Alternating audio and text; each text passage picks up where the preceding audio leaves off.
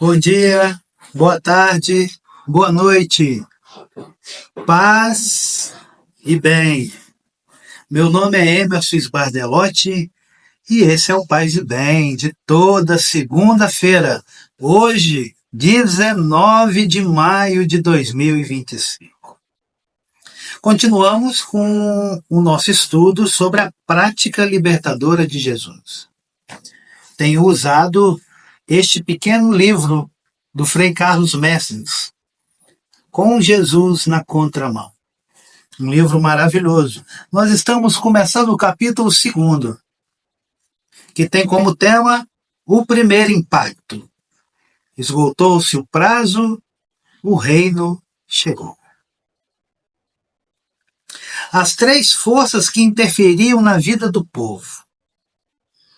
Durante os 30 anos que Jesus vivia em Nazaré, três forças interferiam na vida do povo, cada uma a seu modo, criando uma situação confusa e conflitiva.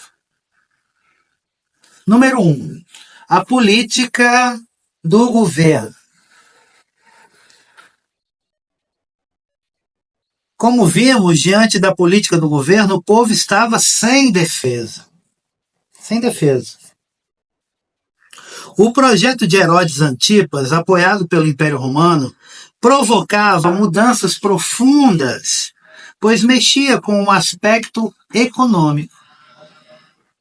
Querendo ou não, a necessidade de comer, de viver, de alimentar a família, obrigava o povo a pagar o imposto. Comprar mercadoria, procurar emprego, acolher os soldados e dar-lhes hospedagem.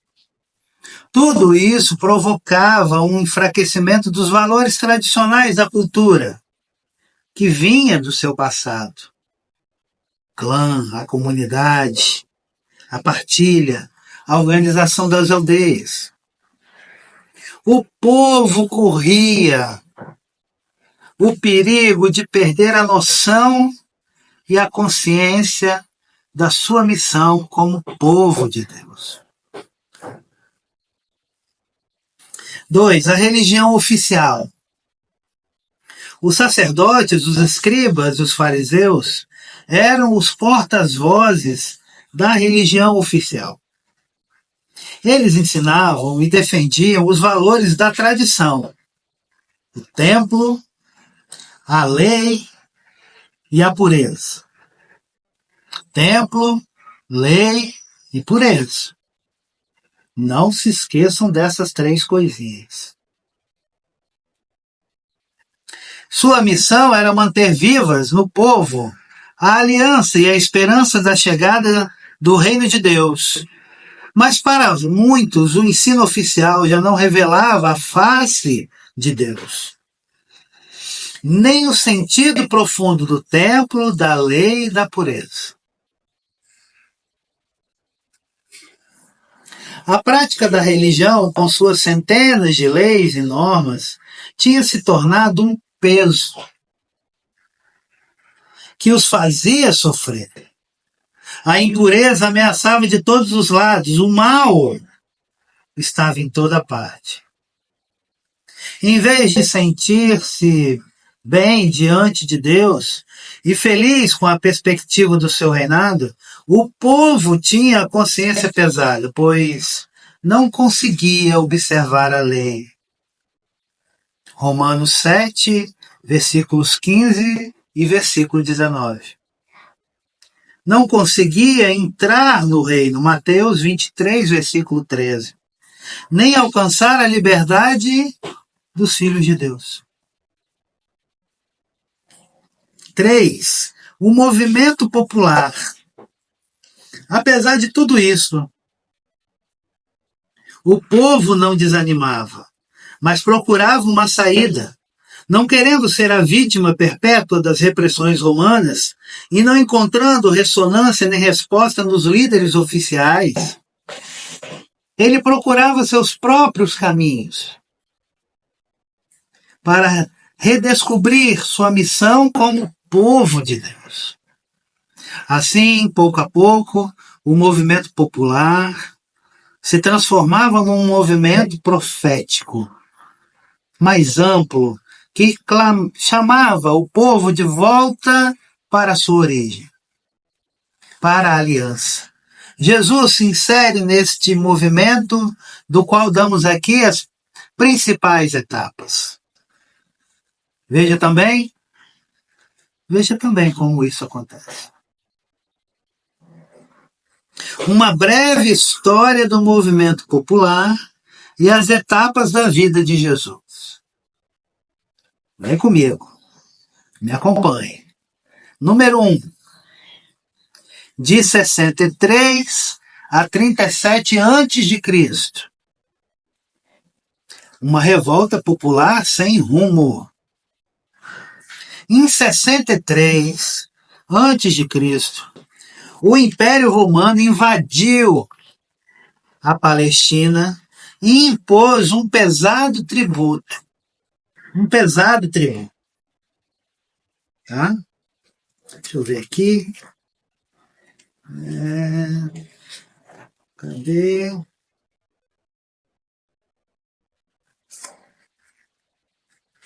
Pega peça, Israel, levante. Antigo Egito. Estou tentando ver se eu tenho um mapa do tempo antes de Jesus aqui.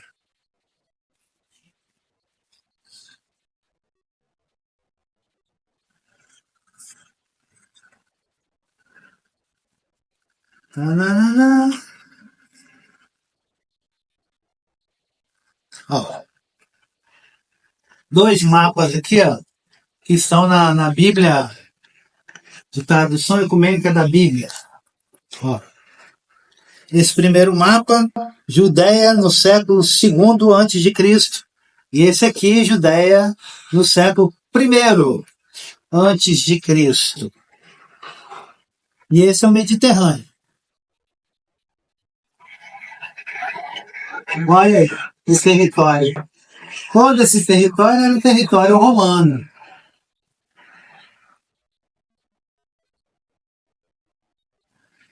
Jerusalém está aqui, ó. Opa! Jerusalém está aqui. Ó.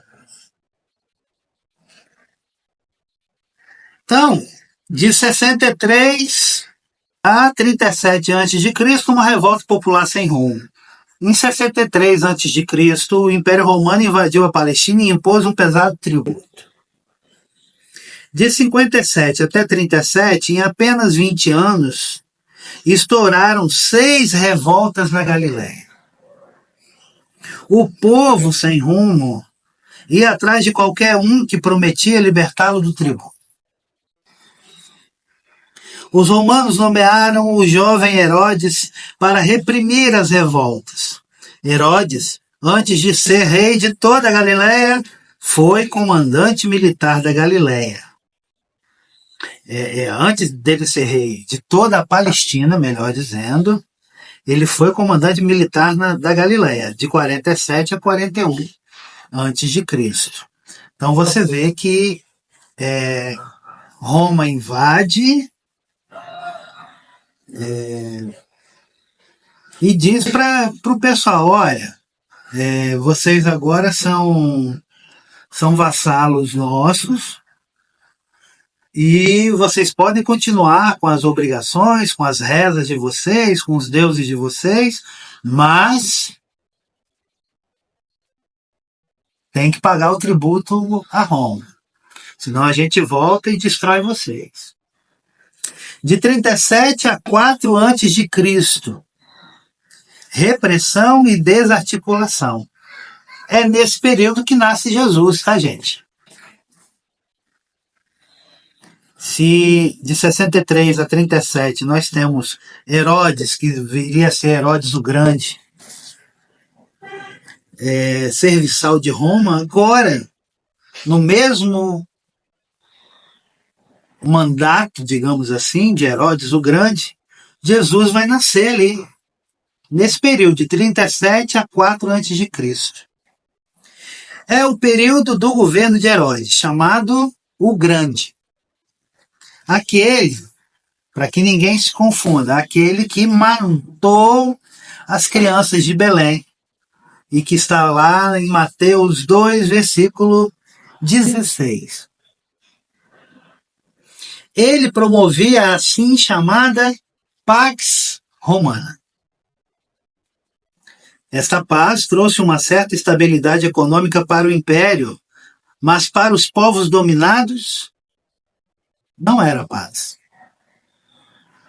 A repressão brutal da polícia de Herodes impedia qualquer manifestação popular.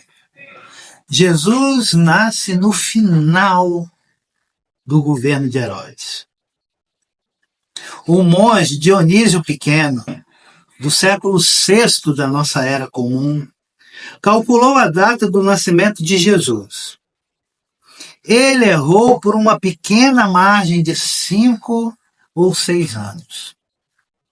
Foi porque tomou como número exato o número aproximativo de Lucas, capítulo 3, versículo 23, que diz, abre aspas, Jesus tinha mais ou menos 30 anos, fecha aspas.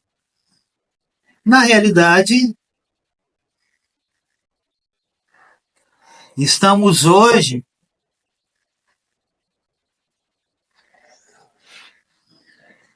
no ano 2025, e aí a gente tem que somar mais 5 anos, que daria 2030, né? Jesus nasceu 5 ou 6 anos antes da data. Tipo assim, 1995 mais 5, 2000. Nasce 5 anos antes. Calculada pelo monge. Para evitar maior confusão, a gente vai manter a data tradicional. Porém, a gente sabe que ele nasce 5 anos antes da data que nós temos hoje.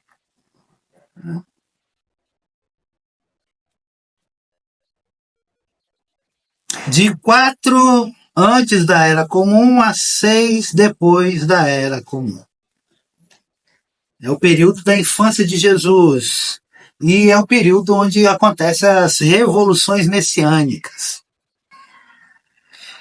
Esse é o período do governo de Arquelau na Judéia, o filho mais velho de Herodes. Foram 10 anos de muita violência. No dia de sua posse, festa da Páscoa, Arquelau massacrou 3.000 pessoas na Praça do Templo. Naquela ocasião, a revolta explodiu em todo o país, mas já não era revolta sem rumo. Os líderes populares buscavam motivações mais profundas, ligadas às tradições do povo. Eles se apresentavam como reis messiânicos que vinham realizar as promessas de Deus. Confira aí na sua Bíblia, Mateus capítulo 24, versículo 5. A repressão romana foi violenta. Séforis, capital da Galiléia, foi arrasada e sua população escravizada. E quando se diz que uma cidade foi arrasada é porque não sobrou pedra sobre pedra. Todos os prédios, sinagoga, casa, tudo, o mercado principal, tudo virou pó. E sua população escravizada. É claro que quem lutou contra Arquelau foi morto. Arquelau não deixou nenhum desses líderes vivos. Neste mesmo período, lá em Nazaré, que é uma vilazinha, que não deveria ter mais de 10 ou 12 famílias vivendo ali, onde todos se conheciam, e que não consta nos mapas antigos da Palestina, tá? Neste mesmo período, lá em Nazaré, o menino Jesus, abre aspas, crescia em sabedoria, tamanha graça diante de Deus e dos homens, fecha aspas. Lucas 2, versículo 52. Nazaré ficava a apenas 8 quilômetros de Séforis, a capital que foi totalmente destruída. Jesus tinha, hipoteticamente, entre 8 a 10 anos. Ele teve uma infância marcada pela violência. Dos 3 aos 12 anos de idade, isto é, durante os 10 anos do governo de Arquelau, ele viu a Palestina passar por um dos períodos mais violentos de toda a história. A idade adulta de Jesus, de 6 a 27 depois da Era Comum, é o zelo pela lei, uma revisão da lei. No ano 6, Roma depôs Arquelau.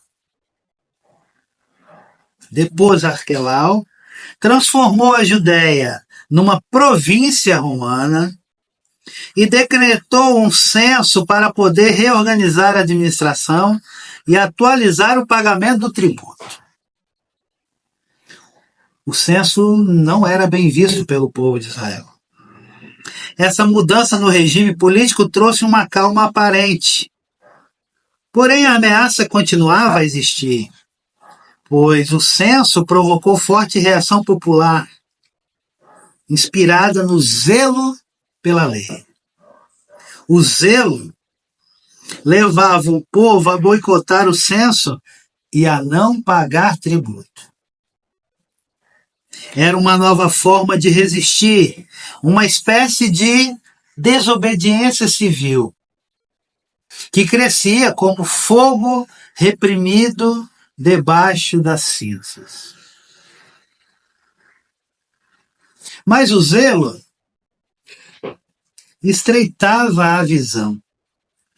Já viu aqueles cavalos, ou burro, que bota a viseira assim, ele só olha para frente? É isso. O zelo estreitava a visão. Os zelosos corriam o perigo de reduzir a observância da lei de Deus à mera oposição aos romanos. Nesse período, lá em Nazaré, o jovem Jesus, chegando à idade de 12 anos, passa a participar plenamente da vida da comunidade, inclusive das romarias ao templo. Lucas 2, versículos 41 a 50. Ele vive e trabalha na roça. Guarda esse detalhe. Ele vive e trabalha na roça e ajuda o povo prestando serviço como tecton, artesão, ou popularmente conhecido como carpinteiro. Durante quase 20 anos, dos 12 aos 30 anos de idade, ele convive com seu povo. Revoltas esporádicas como aquelas de Barrabás, Evangelho de Marcos, capítulo 15, versículo 7, e dos Galileus, Lucas, capítulo 3, versículo 1, assim como a imediata repressão romana, lembravam a extrema gravidade da situação. Bastava alguém soprar e a revolta explodir. Roma viria e acabaria com o templo e a nação. Evangelho de João, capítulo 11, versículo 48, Lucas, capítulo 3, versículos 34 e 35, e Lucas, capítulo 19, versículos 41 a 44. A calma era apenas uma trégua, uma ocasião oferecida pela história por Deus, para se fazer uma revisão do rumo da caminhada. Lucas 13, versículos 3 e 5. Jesus acolhe a ocasião. Neste longo período de silêncio, ele observa a situação de seu povo e tenta ler os sinais dos tempos. Mateus, capítulo 16, versículos de 1 a 3. Nesses anos, amadurece nele a consciência de sua missão. De 27 a 69, depois da Era Comum, Jesus anuncia a Boa Nova. Reaparecem os profetas.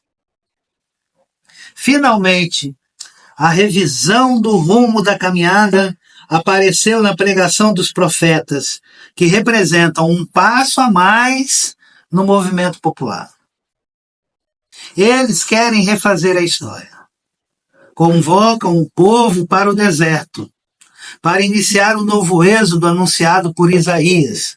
Isaías capítulo 43, versículos de 16 a 21. O primeiro foi João Batista. Mateus 11, versículo 9, depois capítulo 14, versículo 5, e Lucas capítulo 1, versículo 76. Que atraiu muita gente. Mateus 3, versículos de 5 a 7. Logo em seguida veio Jesus de Nazaré, que era visto pelo povo como um profeta. Mateus 16, versículo 14. Mateus 21, versículo 11. Depois, versículo 46. E Lucas, capítulo 7, versículo 16. Como Moisés, Jesus proclama a nova lei na montanha. Mateus 5, versículo 1. E alimenta o povo no deserto. Marcos 6, versículos 30 a 44. Como a queda das muralhas de Jericó no fim dos anos 40, no deserto, está lá em Josué, capítulo 6, versículo 20, ele anuncia a queda das muralhas de Jerusalém. Lucas, capítulo 19, versículo 44, e Mateus 24, versículo 2. Como os profetas de antigamente, ele anuncia a libertação dos oprimidos e o início de um novo ano jubilar. Lucas 4, versículos 18 a 19. E pede mudança no modo de viver. Marcos 1, versículo 15, Lucas 13, versículos 3 e 5. Nós estamos vivendo um período jubilar. Jubileu, peregrinos, peregrinas de esperança. Depois de Jesus vieram ainda alguns outros profetas. Simultaneamente, porém, a revolta, o messianismo e o zelo continuavam a existir. Mas as autoridades da época, tanto os romanos e herodianos como sacerdotes, escribas e fariseus, todos eles, preocupados com a segurança do templo e da nação, João 11, versículo 48, ou com a observância da lei, Mateus 23, de 1 a 23, não percebiam a diferença que havia entre os profetas e os outros líderes populares. Para eles, era tudo a mesma coisa. Confundiam Jesus com os reis messiânicos. Gamaliel, o grande doutor da lei, por exemplo, compara Jesus com Judas, o chefe dos revoltosos. Confira lá em Atos, capítulo 5, versículo 35 a 37. O próprio Flávio Joséfo, o historiador, que era judeu, depois passou para o lado dos romanos, confundiu os profetas com ladrões e impostores. Hoje todos seriam taxados de comunistas, baderneiros e hereges. Como o povo da extrema-direita católica adora falar. O que é uma grande mentira, né? Resumindo, uma contradição marcava a vida do povo. O projeto do governo vinha de fora. Não levava em conta a cultura nem a religião do povo. Era contrário à tradição. Mas as autoridades religiosas que deviam defender a tradição, veja que não mudou tanto, tá? Mas as autoridades religiosas que deviam defender a tradição, muitas delas estavam de mãos dadas com a política do governo. Os fariseus, por exemplo, insistiam na pureza e diziam ser contra os romanos, mas alguns deles se uniam aos herodianos para atacar Jesus. Os escribas insistiam na lei de Moisés, mas muitos deles arrancavam dinheiro do povo, aprovavam o assassinato de João Batista pelo governo de Herodes e se reuniam com sacerdotes e anciãos contra Jesus que os incomodava.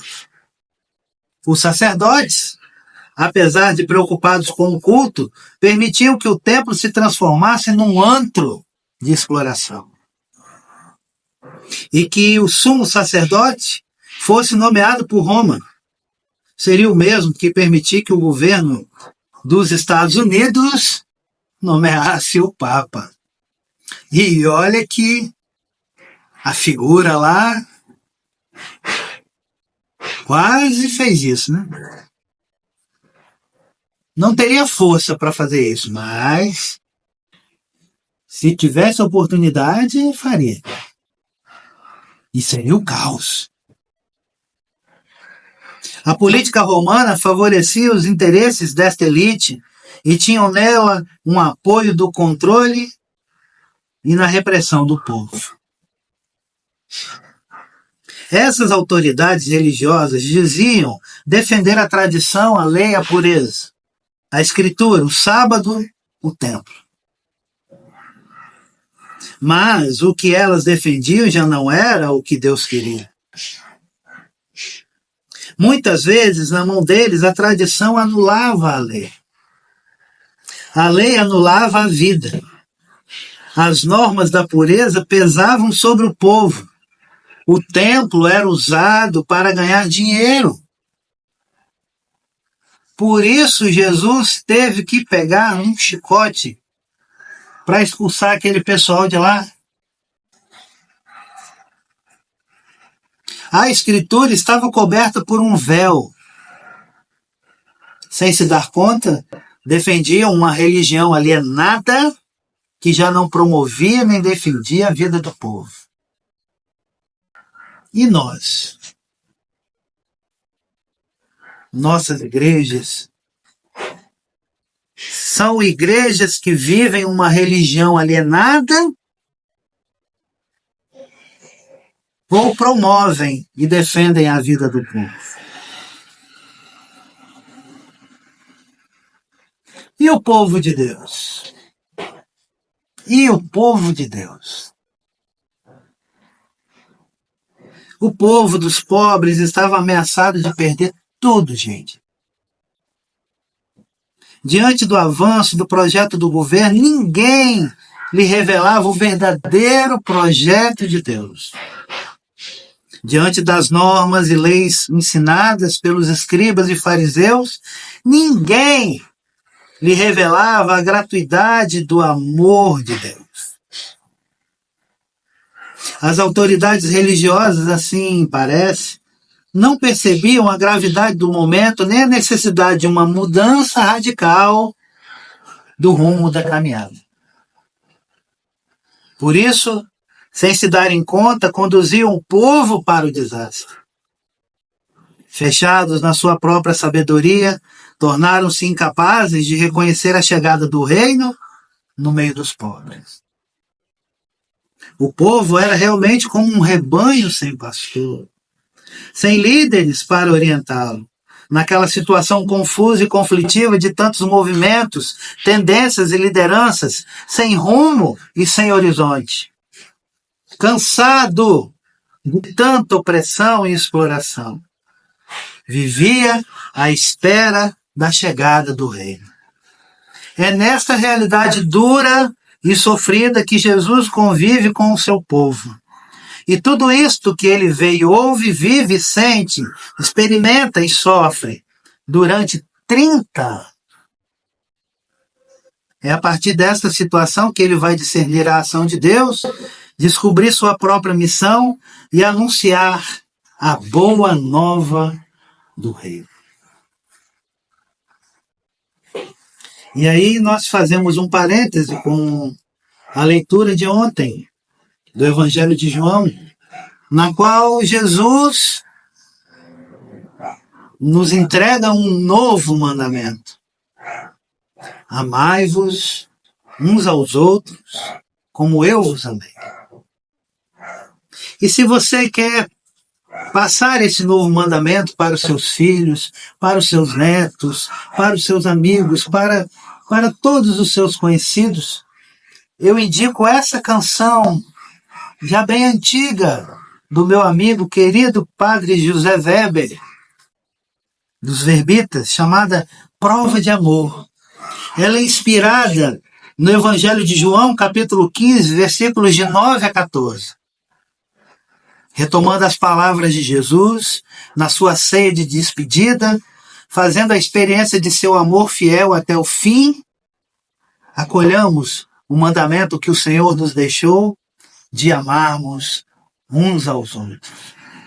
E que nesse amor uns pelos outros nós sempre rezemos e possamos nos lembrar do querido Papa Francisco, mas também pedimos as bênçãos de Deus para o Papa Leão XIV, que faça um papado de misericórdia, de paz, de amor, que a justiça virá.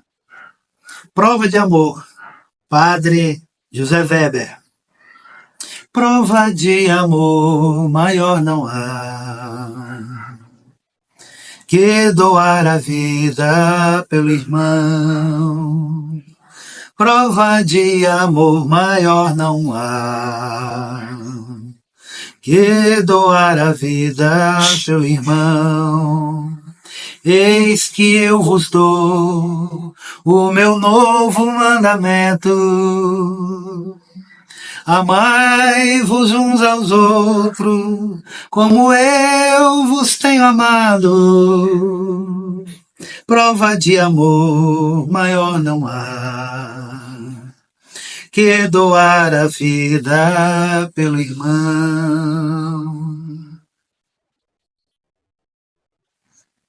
Paz e bem. Vida longa e próspera.